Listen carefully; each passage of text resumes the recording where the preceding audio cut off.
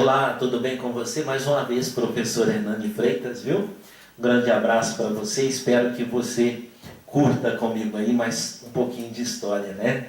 É sempre legal falar de história, falar das coisas que faz parte da humanidade, das coisas que nós gostamos. Não é verdade? Então vamos lá. Hoje o nosso tema é as relações sociais da natureza e a terra. Né? Vamos lá, o que é história? Né?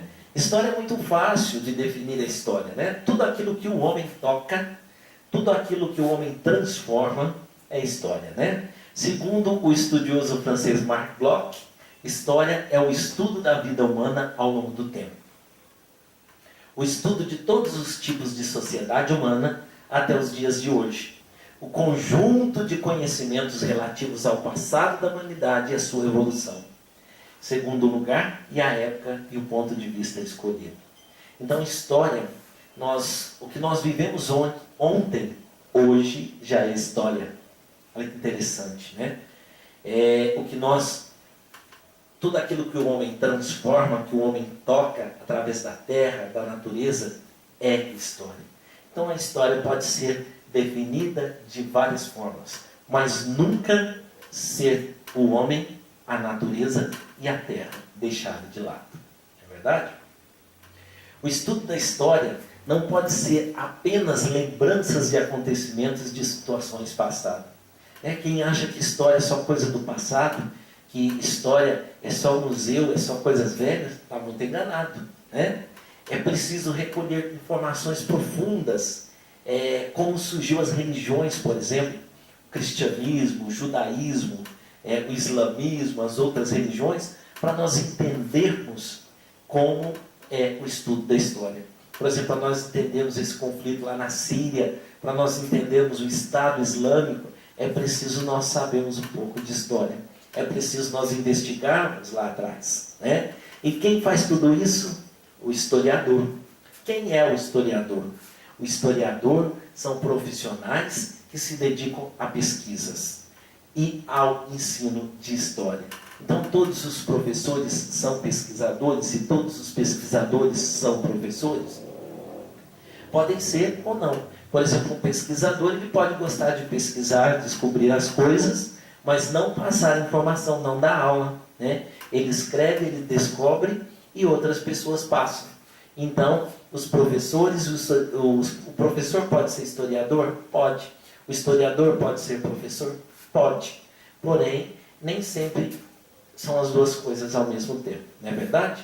E o historiador investiga os fatos, investiga tudo, as disputas, divisões, investiga tudo para saber o que é história, para nós termos nesse contexto bonito, para nós discutirmos o que nós estamos falando sobre história. Né? Pesquisa. Há várias formas de pesquisar. Né? Há várias formas de nós descobrirmos. Não é só olhar lá no senhor Google, não. Né? Aquelas informações do Google lá, outras pessoas tiveram que pesquisar, produzir e colocaram lá. Né?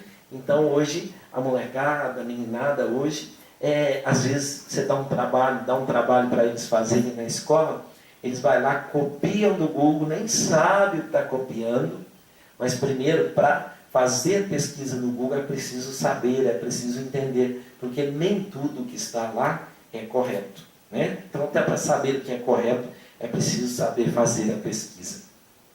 A história oral. O que é a história oral? A história oral consiste em testemunhos, em fala, na contagem de histórias, de causos, de acontecimento das pessoas da idade contemporânea, da história de hoje, né? Das instituições, de como as pessoas viviam, do que elas lembram, do que elas já viveram, né? Das notícias que você vê na televisão, de tudo que aconteceu. Isso nós chamamos de história oral, porque ela é falada, ela pode ser gravada para depois ser escrita. Né? Então a história oral é o modo de vida das pessoas, é um aspecto da história contemporânea. Por que da história contemporânea? Porque não dá para falar a história oral, não dá para você gravar uma pessoa que já faleceu. Então, a história oral são de pessoas que vivem hoje, né? Com certeza mais velha que você, porque se você já viveu, você não precisa ficar buscando vestígios, né? Você sabe. Então você busca das pessoas mais velhas, então a história oral, né? E, por exemplo, nós temos a história iconográfica. O que é a história iconográfica? Formas de linguagem visual, né? Imagens, fotos. Antigamente, não se aceitavam fatos só com imagem, né? Ou com escrita. Dizia que papel aceitava tudo. Hoje não. Hoje é possível você buscar fatos através de fotos, de imagens, de gravuras, de obras de arte, de um monte de coisa. Então, à medida que o tempo vai passando, o homem vai desenvolvendo novas formas de pesquisas também. Eu pequei no fato de não colocar imagens aí para vocês verem, algumas imagens, né? A história escrita. O que é a história escrita? A história escrita é a mais fácil delas todas, né? São informações que desde que o homem inventou a escrita nos papiros, nos papéis, nas placas de barro, de madeira, eles começaram a registrar aquilo que o homem vivia, os acontecimentos. Então, hoje nós temos várias formas, né, de estudar a história escrita, de fazer pesquisas da história escrita, na escrita. Por exemplo, jornais, revistas, documentos, cartas, livros, telegramas, e por aí nós temos muitas coisas, né? Registros, diplomas e muitas coisas. Seguindo em frente, nós vamos falar um pouquinho dos documentos históricos, né? Os documentos históricos que também está dentro da escrita, né? Há várias maneiras de pesquisar Há várias maneiras de pesquisar, né? Olha lá que interessante. Tudo que o homem toca se transforma em história. Tudo que o homem toca, ele se transforma. O homem transforma a natureza, né? Ele pode até destruir a natureza, ele pode até poluir, mas ele transforma a natureza para viver melhor, para viver em comodidade, até para que a vida continue sendo gerada, né? Documentos históricos. Todo documento produzido em um determinado período e que possa auxiliar nas pesquisas. Olha que legal, muito fácil. Vamos repetir? Todo documento produzido durante determinado período que possa auxiliar nas pesquisas. Muito interessante. Todo documento produzido durante determinado período que possa auxiliar nas pesquisas. Por exemplo, esse jornal aí, o Jornal do Senado, né? Lá no Rio de Janeiro, foi editado no dia 11 de maio. 11 de maio, Isso, não, 18, alguma coisa assim, né? Foi em maio de 1888, está falando lá, assinada a Lei Áurea. Né? O que foi a Lei Áurea? Está mostrando que a princesa Isabel assinou a libertação dos escravos.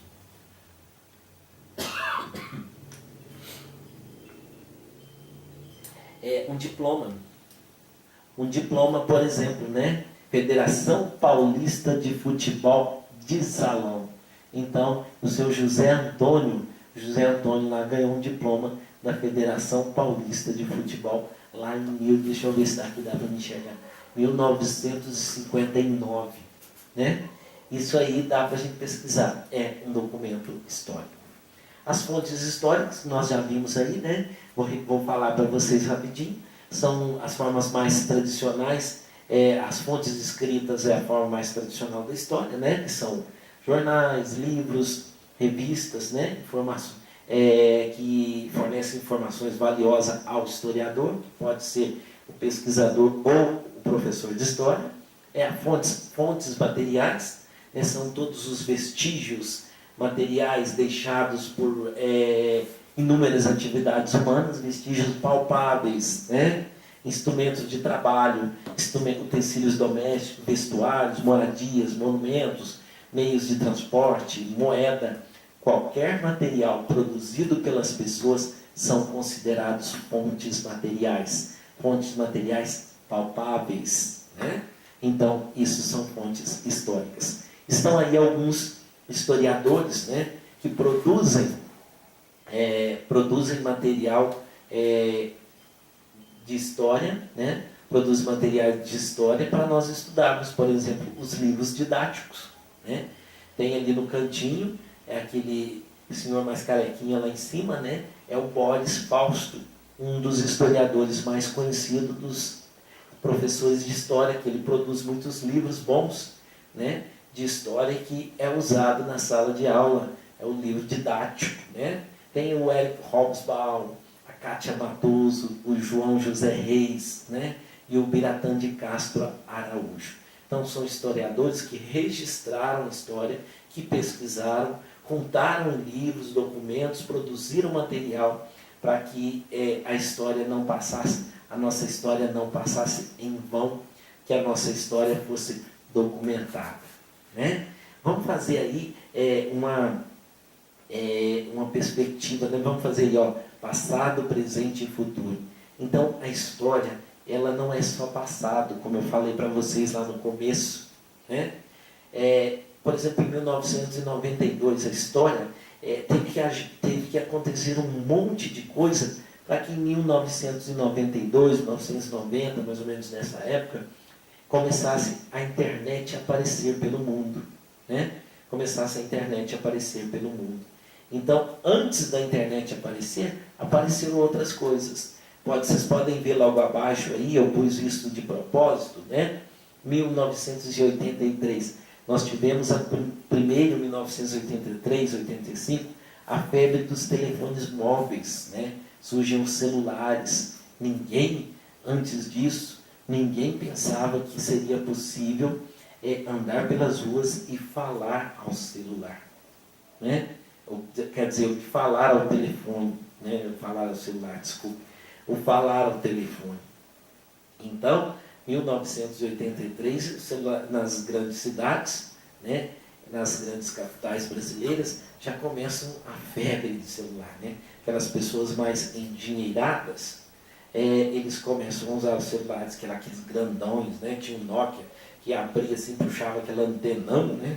E se falava, mas a ligação era muito cara, né? Aí, a partir dos celulares, passando 1 ou 2 anos, alguns aninhos para frente, nós temos os computadores de mesa, os computadores portáteis. Antes os computadores eram computadores maiores que não davam para ser carregados. A partir final da década de 80, início da década de 90, nós temos os computadores portáteis que veio, né, que foram tão aperfeiçoados que surgiu os nossos notebooks, né, que nós usamos hoje, nós levamos para todos os lados, né? Aí, naquela época, usava-se o disquete, e aí o homem passou a ter mais necessidade de informação, né? Passou a ter mais necessidade de informação. E com essas necessidades de informação, de memorizar mais coisas, de guardar mais coisas, aí nós temos aí, passou aí os DVDs, os CDs, os pendrives, né? E por não falar da fita cassete, que hoje é uma peça de museu, onde se gravavam músicas, né? Vocês estão vendo aqui no cantinho, depois do CD, né? Então, para surgir o pendrive e o cartão de memória, primeiro teve o disquete. Para surgir o MD e o CD, primeiro foi preciso ter a fita cassete. Então, a história, ela vai sendo construída, ela vai sendo transformada pelo homem. A natureza, o homem transforma a natureza de acordo com a sua necessidade e de acordo com o que ele está vivendo na época e de acordo com para melhorar a sociedade, né? Passado e presente. Olha para vocês verem que interessante. É muito interessante. O que aconteceu há 60 anos atrás, o que aconteceu há 50 anos atrás, hoje as pessoas nem falam muito, hoje já está muito moderno, né? E nós ficamos pensando que vai acontecer daqui a alguns anos, porque a tecnologia está caminhando rápido demais, né? Por exemplo, lá há 60 anos, 50 anos atrás, há 40 anos atrás, as pessoas não mandavam e-mail, as pessoas não mandavam mensagem de voz, as pessoas não mandavam mensagem no WhatsApp, né? Nem no Facebook. As pessoas mandavam cartas, as pessoas escreviam a próprio punho, né? As pessoas mandavam telegrama para chegar mais rápido. Isso escrito em papel. Não havia ainda telefone celular. Os telefones tinham nas cidades, na zona rural, era difícil, né? Na zona rural era difícil ter, não tinha, difícil ter telefone na zona rural. Só em lugares assim de aqueles fazendeiros mais ricos, aquelas coisas todas, né? Mas nas cidades tinham os orelhões com fichas. Você comprava a fichinha e colocava lá, né? Para fazer as ligações. Depois veio o cartãozinho, você comprava um cartãozinho com unidade, já foi algo assim muito moderno. Hoje existem alguns telefones orelhões por aí, mas quase ninguém usa. Hoje tem mais celulares no Brasil do que pessoas, né? Tem bem mais celular do que pessoas. Então as coisas mudaram muito. Hoje pode, por exemplo, conversar em tempo real com pessoas do outro lado do mundo, rapidinho, né? Antes era só por telefone, hoje você pode conversar e vê-lo, né, ao vivo. Hoje pelo WhatsApp você faz lá uma ligação com imagem, no Facebook você faz, então é algo muito moderno, né? Para vocês são coisas muito normais, mas para quem viveu alguns anos atrás, como eu, não 50 anos, não 60 anos, mas é algo muito legal de ver, é algo muito moderno, né? Então, ó, a história, nós fizemos um paralelo aqui, passado e presente. Foi preciso acontecer coisas lá no passado para nós chegarmos onde nós chegamos. Então, essa é a importância da história. Mas existem consequências, né? Existem consequências. A história é essa evolução tecnológica, essa evolução do ser humano, essa evolução, essa rapidez das informações, não acontecem só coisas boas. Tem mais coisas boas do que ruins, mas acontecem alguns problemas. Por exemplo, nós esticamos o período trabalhado. Hoje parece que as pessoas não têm tempo para ninguém, né? Hoje parece que as pessoas ficam só no celular, as pessoas parecem que não conversam, as pessoas hoje parecem que não se abraçam, as pessoas parecem que estão correndo o tempo inteiro. Por quê? Porque o trabalho esticou, né? O trabalho esticou, como assim? Você faz o seu trabalho, né, às 8 horas trabalhar, você ainda leva trabalho para casa. Você ainda leva um monte de coisa para fazer em casa, né? No seu notebook, no seu laptop, né? Então, isso é um problema. Isso é uma consequência ruim do ser humano. Agora, nós imaginamos se hoje está assim, daqui a 20 ou 30 anos, como será que vai estar? Com certeza vai estar muito moderno. Eu espero que o homem não perca, né? Eu espero que o homem não perca esse jeito gostoso, né? Conversar, agir, abraçar, olhar olho no olho, né? Isso não supera nenhuma tecnologia. Nada supera isso, verdade? Então, o futuro. Há aquelas pessoas que vão dizer que o futuro não existe. Tudo bem. O futuro é sempre amanhã e nós nunca chegamos amanhã, né? Mas a história é necessária, passado, presente e futuro são necessários para entender a nossa história. Nós precisamos medir o tempo. Nós, seres humanos, somos seres temporais, né? Apesar do tempo ser algo inelástico, o tempo não estica. Tem muita gente aí que quer que o dia que queria que o dia tivesse mais de 24 horas, é verdade? É através da observação da natureza que o homem construiu, vai construir e constrói sempre a sua história. Né? O homem passou a observar a água e construiu as hidrelétricas, as represas. O homem passou a observar o sol e construiu, começou a armazenar energia nas placas solares, né? O homem observou as matas e passou a construir, retirar madeira, fazer a caça através das matas. Então, essa transformação da natureza transforma também o homem e também a sociedade. Então, nós fazemos essas relações sociais, né? O homem tem uma relação social com a natureza, com a terra e com o próprio homem. E tudo aquilo que o homem toca se transforma em história. Vamos repetir, eu acho muito bonito essa frase, eu gostei muito dessa frase. Tudo o que o homem toca se transforma em história. Medir o tempo, né? Medir o tempo em minutos, segundos, horas, meses, semanas, anos, séculos, milênios e tudo mais. O homem adora, né, medir o tempo. Nós não ficamos sem relógio. Nós não ficamos... Hoje a gente até fica sem relógio porque a maioria das pessoas olham as horas no celular, né? Mas o relógio sempre foi o nosso mecanismo mais importante, foi um mecanismo muito importante. Um dos primeiros relógios a ser inventado foi o relógio do Sol, há mais de 5.000 anos atrás. Foi um dos primeiros instrumentos para medir o tempo, né? Nós temos outros instrumentos, ampulheta, relógio normal, relógio, né? E relógio a corda e muitas outras coisas, né? E o relógio do Sol, ele projetava a sua sombra no solo, então, um relógio desenhado de forma simétrica, e o Sol, de acordo com que a sombra ia sendo projetada nesse relógio, as pessoas sabiam qual era a hora do dia. Quando o relógio estava, a sombra estava no meio certinho do relógio, seria meio-dia, né?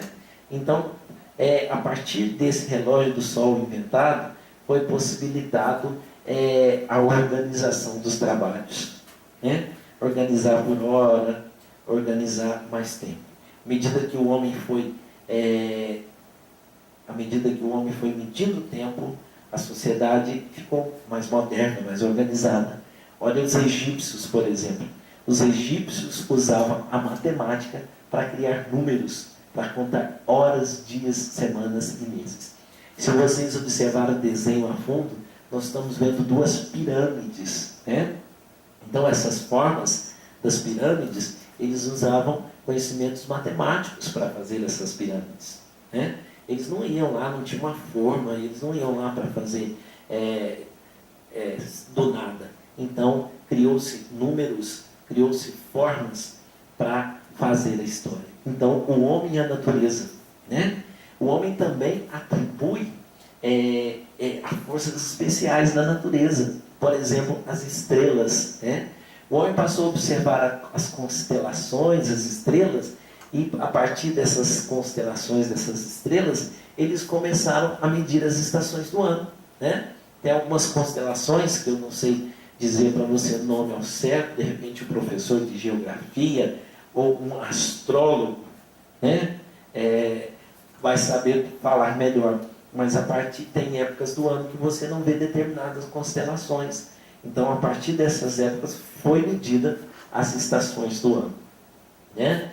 Começaram a identificar nas estrelas formas, por exemplo, de seres humanos, de animais, de objetos, né? E até os signos dos zodíacos, esses signos que nós tanto conhecemos, né?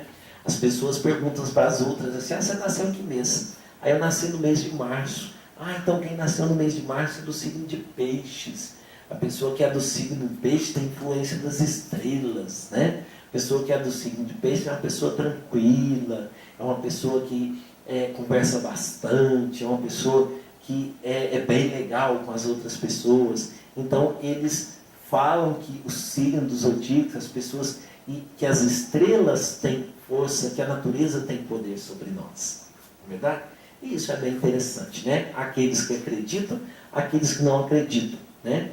Mas que os seres humanos fizeram essa transformação, fizeram, né? Por exemplo, descobriram que as estações chuvosas é para plantio. Então, tudo isso através da força da natureza. Passaram a observar a Lua, o Sol, as estrelas e os planetas, que são todas estrelas, né?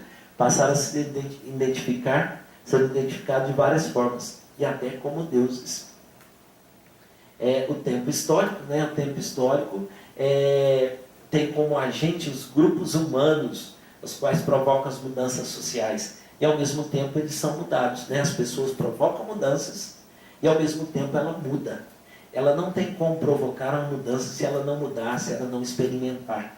Por exemplo, uma pessoa, ela muda todo o grupo que participa com ela, né? Se você aprende alguma coisa e vai ensinar para os seus pais lá na sua casa, se você faz um curso, você começa a comentar com as pessoas, você incentiva as pessoas a fazer esse curso. Então você acaba mudando, acaba influenciando as pessoas a mudarem também, né?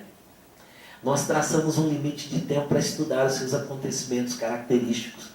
Não dá para ficar estudando. Hoje nós vamos aprender a história do homem desde quando o homem apareceu na Terra até a idade contemporânea. Não dá para estudar isso num dia só.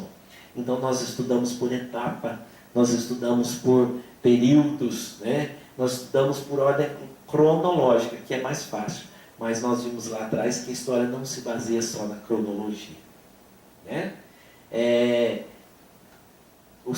Nós pegamos lá vestígios do homem, né? Do tempo histórico. O homem é agente do tempo histórico, né? Nós pegamos lá, por exemplo, naquela época os seres humanos que viveram, que sonharam, que trabalharam sobre a natureza e sobre as outras pessoas de um jeito específico. Pessoas, por exemplo, Santos Dumont inventou um avião, ele sonhou com isso, ele batalhou sobre isso, e hoje o avião faz parte da história humana. E hoje nós não vivemos sem o avião. Então, o tempo histórico e o homem, o tempo histórico é um tempo delimitado para nós estudarmos, né? Uma parte da história, e o principal agente histórico é o homem, é o ser humano, né?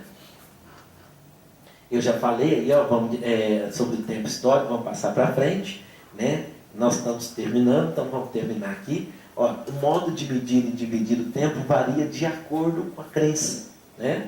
De acordo com os costumes de cada povo, né? Por exemplo, os cristãos, nosso calendário, por exemplo, ele é medido a partir da idade de Cristo, né? Então hoje nós estamos a 2017 anos depois de Cristo, né? Porque o calendário cristão começa a contar a partir do nascimento de Cristo. E tem lá atrás, como que nós observamos antes? Antes colocava-se lá 2000 anos AC, que era antes de Cristo. E 2017 anos DC, depois de Cristo, né? Então, por exemplo, o calendário mais utilizado hoje no mundo é o calendário cristão, né? E inclusive o nosso país, o Brasil, ele utiliza o calendário cristão, né? Então espero que vocês tenham gostado, espero que vocês tenham entendido essa questão da natureza, do homem e da terra, os agentes sociais, as relações sociais entre eles, né? E aí, essa última imagem, nós podemos ver como as coisas mudam, como as coisas se modernizam, né? Então lá, observa as imagens e diga o que mudou. É muito fácil observar lá na plantação de trigo, né? Antigamente, olha lá como que era. Então você pode pensar aí e observar e ver quantas coisas mudou de lá para cá. Um grande abraço do professor Hernani Freitas. Espero que nos encontremos em outra oportunidade, né? Se gostou, dá um clique aí, dá um joinha e mande uma mensagem, uma crítica, qualquer coisa, viu? Um grande abraço, tchau, tchau.